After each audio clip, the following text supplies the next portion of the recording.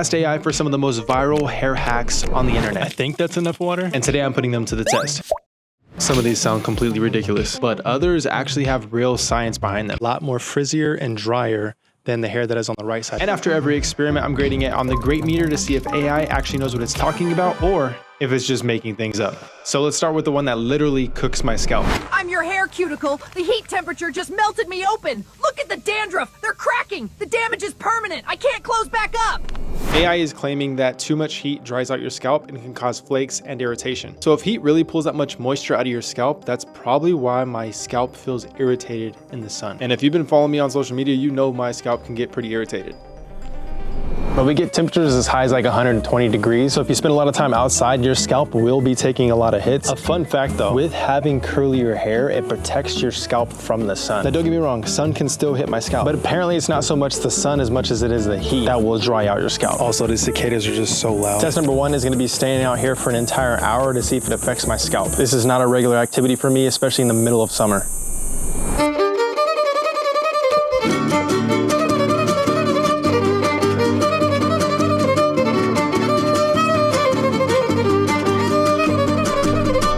If you could feel how hot my hair is, it has to be like over 100 degrees. It's like hot. It's very hot to the touch. But at the same time, it doesn't really go as low to my scalp since my hair covers up a lot. So if you have straighter hair, maybe this could be a problem. If you have shorter hair, maybe that's a problem as well. But let's face it, I think our bodies are built to last the sun. But what about other sources of heat? Like a blow dryer. So if you don't know how a blow dryer works, it pretty much just heats up coils inside of here somewhere and then blows the air out. If you are using a blow dryer, I would recommend a diffuser on it, even if you do have straight hair. The reason being is it doesn't push the heat directly onto your hair. The thing about a blow dryer is if you turn it on, there's usually a button you can press to turn on the cold air instead of having the hot hair on you the whole time.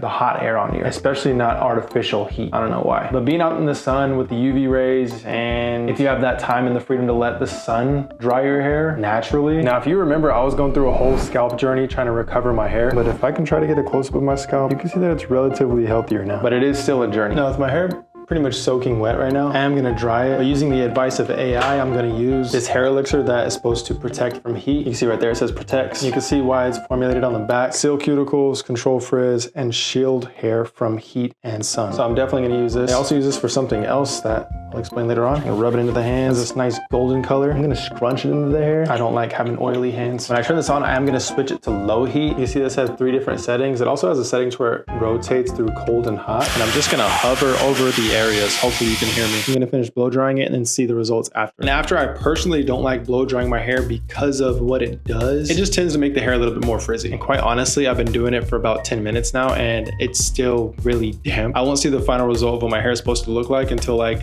2 hours from now. Realistically, like 24 hours from now. But you see what I'm talking about with the lack of definition right here? That typically comes with a blow dryer, but for the most part with the heat protectant, this is pretty good. So protecting your hair from heat on the Great Meter is great. But if my scalp is dry and irritated now, what does AI recommend for me to do? Let's find out. I'm your scalp. I'm dry, itchy, and flaking everywhere. Stop ignoring me. I know exactly what you need to fix me, and I'm about to show you the solution. Add 3 drops of tea tree oil into your shampoo before you lather. It destroys bacteria and fungus while calming irritation and stopping itching fast. I'm coconut oil. Your dandruff is worse because your scalp is bone dry. So applying oil to the scalp seems pretty straightforward, but AI is claiming that natural oils can restore moisture to your scalp. I'm not sure if that makes sense. So apparently oils don't hydrate your scalp directly. They mainly help reduce water loss by creating a protective barrier. That makes more sense. But also it's claiming that some oils like coconut oil can penetrate the hair shaft better than many other oils, while others primarily coat the surface. That's what I was thinking it would do. It would just coat the surface. But if my scalp is already dry from the heat, maybe sealing in the moisture that I do have will make a noticeable difference on my scalp.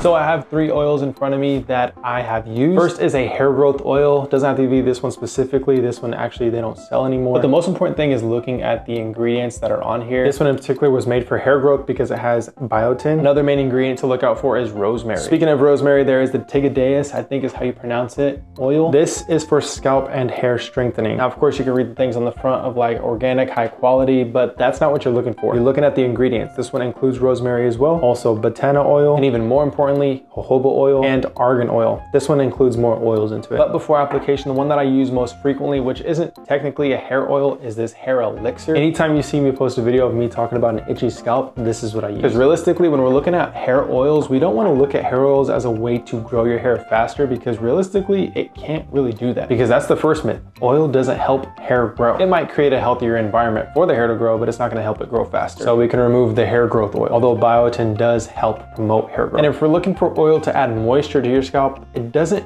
add moisture. If I were to apply the elixir or the oil, all it's gonna help do is help maintain that moisture that's already there. So as directed, you usually just wanna get a little bit of oil. It goes in this little dropper right here, and you just drop it in little bits and pieces of the scalp. You really want to put it in your problem areas too. If your scalp is mostly itchy on the top, then put it there. If it's itchy on the back, then do it there. And then you just massage it in. It's really that simple when it comes to oils. You don't want to use a whole lot either, because if you use a lot, that's just going to add extra buildup onto your scalp. But it's really simple as that, and you can apply oils daily. But just for reference of including little things like a hair elixir or a hair oil into your routine, this is what my hair used to look like, and this is obviously what my hair looks like now. Because quite frankly, after dreadlocks, my scalp took a beating, and it took a lot to recover. But now I'm super full. Now, I've never consistently used oils on my scalp just because I naturally have a very well balanced scalp. And honestly, I think it comes down to other things and not necessarily having to always implement oils onto your scalp. This could be me, because I don't know if it's 100% necessary. So on the great meter, I'll give this almost great. Yeah, that seems right. But when I seen this next one, the AI had another recommendation for an irritated scalp. I'm an aspirin. Crush 2 of me into a fine powder and mix me into your shampoo before you wash. I'll dissolve dead skin cells and soothe your irritated scalp. So apparently crushing aspirin into shampoo helps reduce dandruff and scalp irritation. Like, that seems like it makes sense. So aspirin contains a what is that? It's a salicylate related to what is that? Sounds so strange. So apparently aspirin contains a salicylate related to salicylate acid. Here's the definition of whatever I just said. It's an ingredient used in some dandruff shampoos to help remove excess dead skin. What? I will say that I'm a trained professional, so do not try this at home. But if these ingredients are related, maybe this AI hack might have some truth to it. Let's try it. So apparently adding aspirin to your shampoo stops dandruff and an itchy scalp. I mean, we all know how itchy my scalp is apparently. So I really need this one to work. I have ibuprofen, sinus congestion. What's this? I don't know what that is. What is that? Iron, melatonin. There's gotta be something in here. No way. Got one. Take 1 aspirin. Let's put all this back. Now it's time for the moment of truth. I thought I was gonna drop that. Woo. So I'm just gonna break up this aspirin with this hammer and then add it to shampoo. So just break it up. Oh, it's breaking really easy. It's broke up fairly easy. Now this is just all powder, and we're gonna add this to a shampoo. What's it smell like? Don't want to get it too close to my nose, I guess. So I'm just gonna take my personal favorite shampoo and then add it as the base. So I got the shampoo added. How am I gonna add this? This is appropriate. I'm just gonna scoop all this in here. The aspirin is broken up and I add it into the shampoo. Now I'm just gonna mix this. I am a trained professional. Just take a spoon and mix it in. It's dissolving very well. I guess I should have probably broke that down a little bit better. Now let's go wash the hair.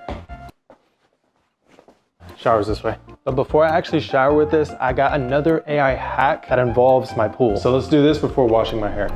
You jumped in the pool without wetting me first. Dry hair is like a sponge. If I fill with clean water first, the chemicals can't get in. I don't know about this one. AI is claiming that wetting your hair before jumping in the pool protects your hair from chlorine. This can't be real. Now, of course, hair is porous, which means that your hair pretty much has pores and it can absorb things. I just have a hard time believing that something that fine can absorb that much. So apparently if it's saturated with fresh water before jumping in, it has less room to absorb chlorinated pool water. I just don't know if I believe this one, but there's only one way to find out, and I have an interesting way to do this. So apparently my hair will absorb all the chlorine from the pool unless I add water to it first. There can't be that much chlorine in there. There's only one way to test this. I'm gonna wet this side of my head with just regular water, let it get fully soaked, and then just go swim, and then let my hair dry and see if there's a difference in either side. I think this one's a myth, honestly. So let's just completely wet this right side. By the way, this water is boiling hot. This should be enough water, right? I'm just gonna wet my body so my body's used to the water. So if this is true, the hair on the left side is gonna be a lot more frizzier and drier than the hair that is on the right side because it's absorbing all the chlorine from the water. I just don't think it's true. So does your hair being porous affect it in the swimming pool? Now that my hair is completely soaked, it's time to get out. But because I forgot my towel inside, I'm just gonna sit here and allow my hair to air dry from the sun. It's gonna take a while.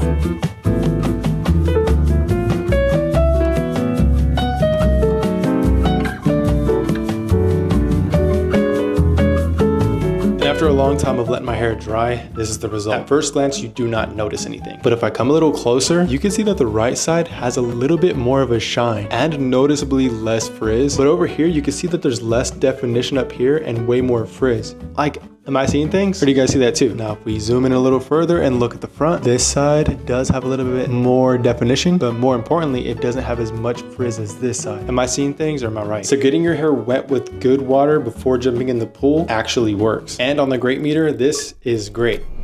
But what really happens with Aspirin shampoo? I'm interested to see if this actually works. I got my mixture. I dumped the shampoo from the bowl onto my head and shampooed as I normally do, and I also brushed through the hair to really get it into the scalp. I have been on a hair regrowth journey, and I take what I put on my scalp very seriously. And since I haven't washed my hair in a few days, there is quite a bit of hair loss, but that's to be expected. But how effective is Aspirin shampoo?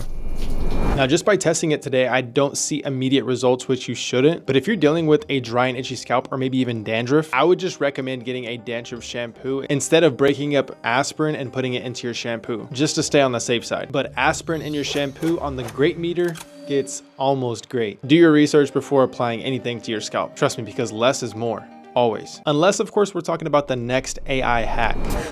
Your pillow. You went to bed with soaking wet hair again. Now I'm a crime scene. Wet hair breaks tangles and gives you fungus.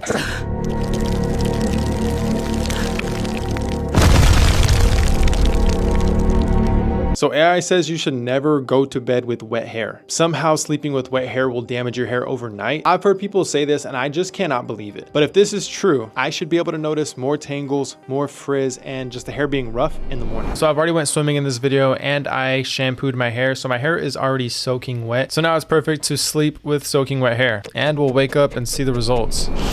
Slept really good. The only problem that I face, it's pretty obvious. You can see what side I sleep on. And this is the main reason why I don't sleep with my hair wet. But did my hair get tangly? Did my hair get frizzy? Overall, everything just gets very compressed. But as far as it being frizzy and getting breakage, and it even said that hair would be on your pillow, there is absolutely no hair. Oh, there's just one little hair. There's an eyelash. Oh, there's one hair, but that's not even my hair. All of these are not like actual hairs from my head. Not my head, at least. So sleeping with your hair wet on the Great Meter is almost great. I just don't know how people can sleep with their hair wet. It's so uncomfortable. AI did not do that bad. According to the Great Meter, 0 of them were not great. So honestly, AI did a lot better than what I was expecting. Now, of course, everything wasn't perfect, but there might be some of these hacks that I'll continue doing. But now I need your help. Go ask AI for the weirdest hack you can find and leave it in the comments, and I'll go and test the best ones in the next video. Until then, stay great.